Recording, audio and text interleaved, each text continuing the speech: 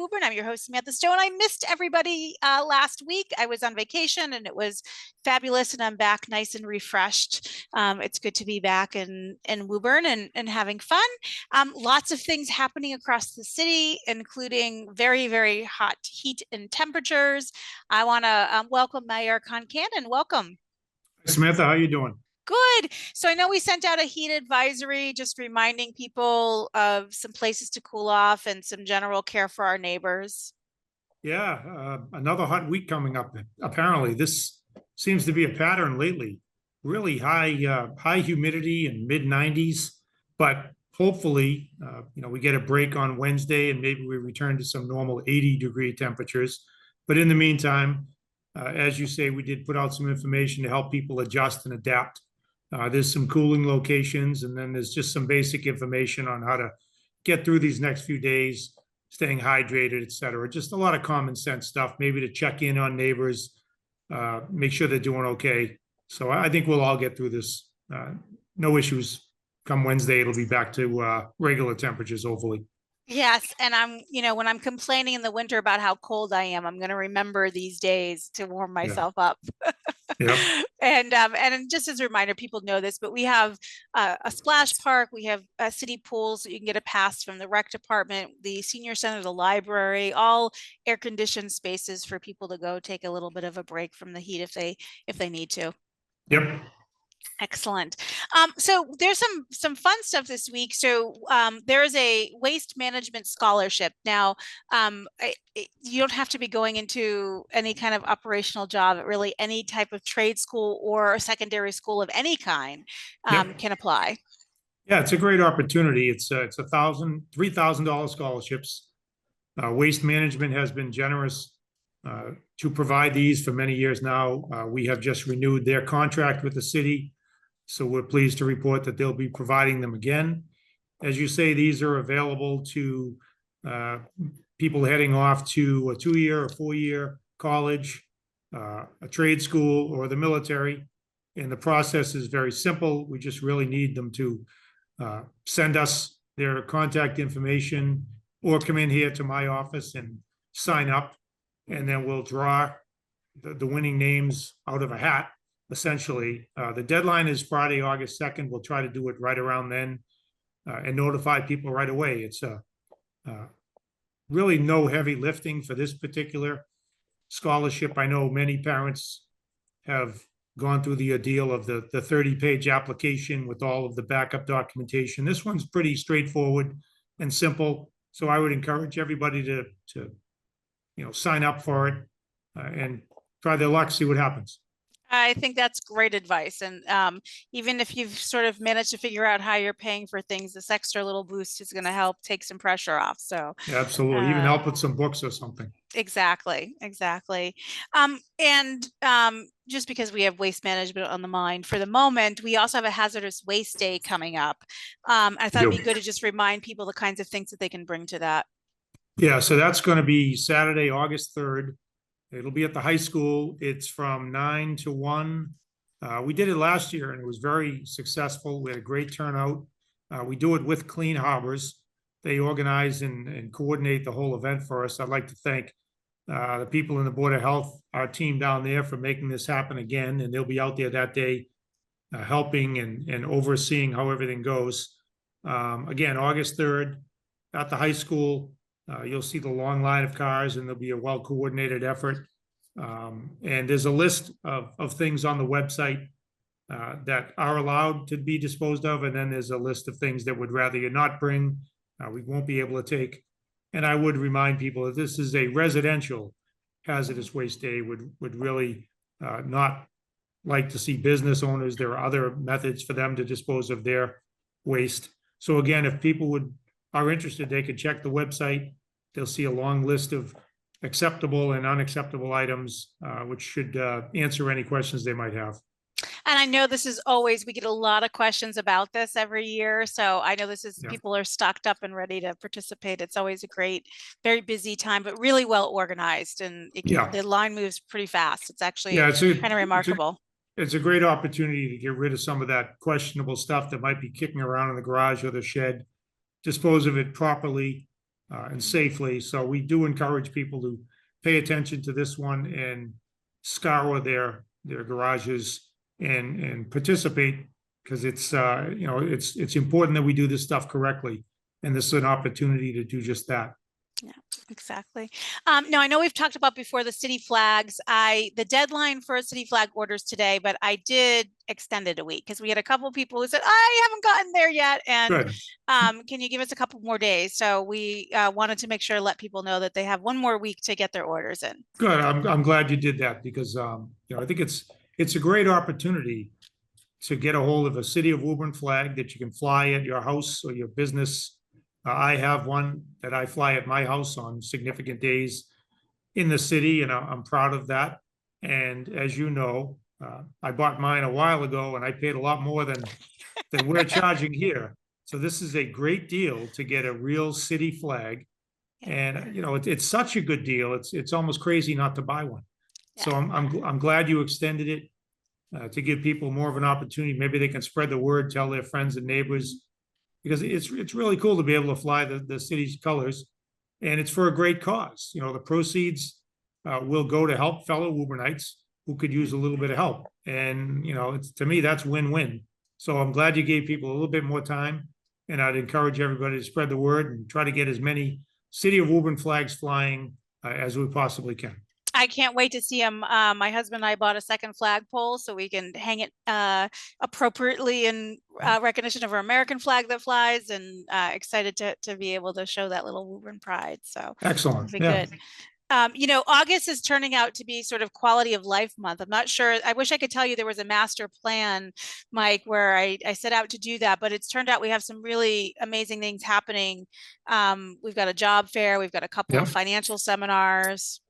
Yeah, not more examples of ways that we can try to help people. And again, there are people going through things in our city, whether it's unemployment or they had a bad stretch with their finances, and they may not know where to turn. They may not understand that there are resources out there that can help them get through this.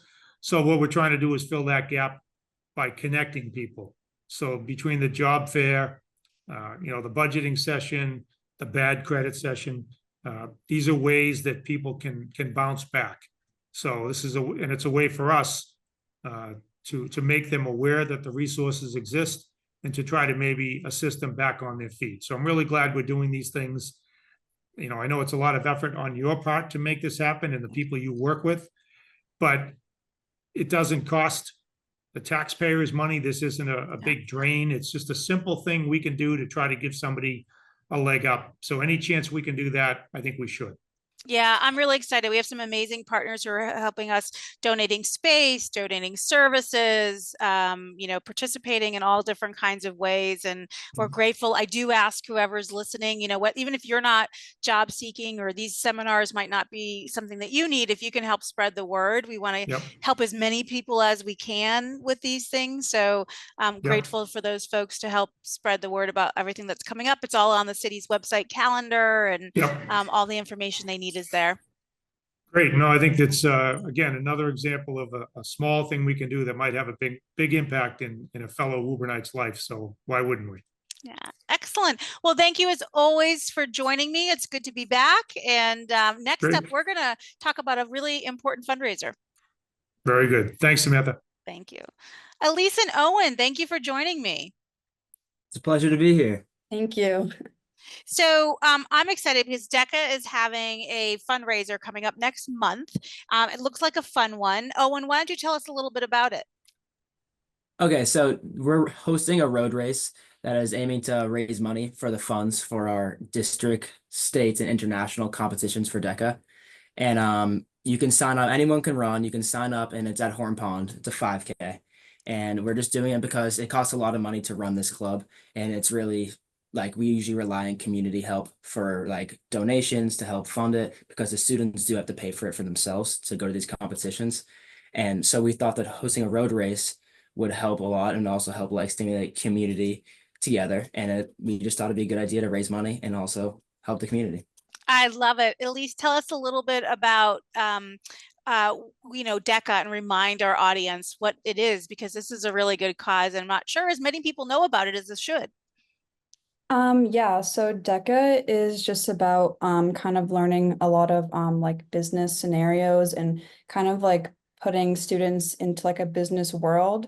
So it's kind of like an interactive opportunity for students to act as professionals and just interact with judges who will play the roles of like clients or just like business executives. And it's just really a good way for kids to kind of get a jumpstart into like a professional role in the future. That's great. And Owen, this year's team did really well. I know there was some good success at some of the events and things. Owen, why don't you remind us a little bit about this year's experience, this past year's experience, as we get forward to fundraising for next year's experiences? Yeah, of course. This year we had around, I wouldn't want to say 30 kids who went to the state level, which is I think the most we've ever had actually, which is really great for the club. And then we actually had 14 kids go to internationals and compete with people around the world. And we had 2 kids place at internationals actually, and we were top 10 in the world in their like respective events. So we did really good this year, and we're hoping to build the club and hopefully do better this year. Our future entrepreneurs right here and this club. It's a great way to support it.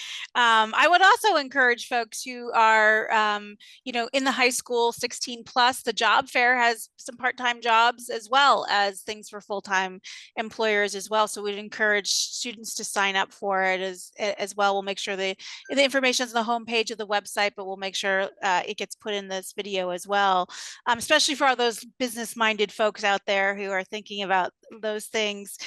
Elise, remind us a little bit about how much you're looking to raise and how that funds is raised. Is it a fee that they pay to register for the event, or is there another way that donations get made?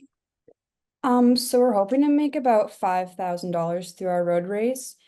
And for people to like sign up, is that where you were trying to talk? Just is there like a fee? How do the donations get made to you? Is it a fee to participate as a runner, or how are you making money on the event? Yeah, so we have a website called Run Sign Up, and people can sign up on there. If you type Deca Dash, you can find the link on there. And we have a little bit of a different pricing for different age groups. So for people that are 18 and younger, we have a $25 fee, and we're doing that until July 22nd. And then after that, it'll be the same, but if you get that, you'll get a t-shirt.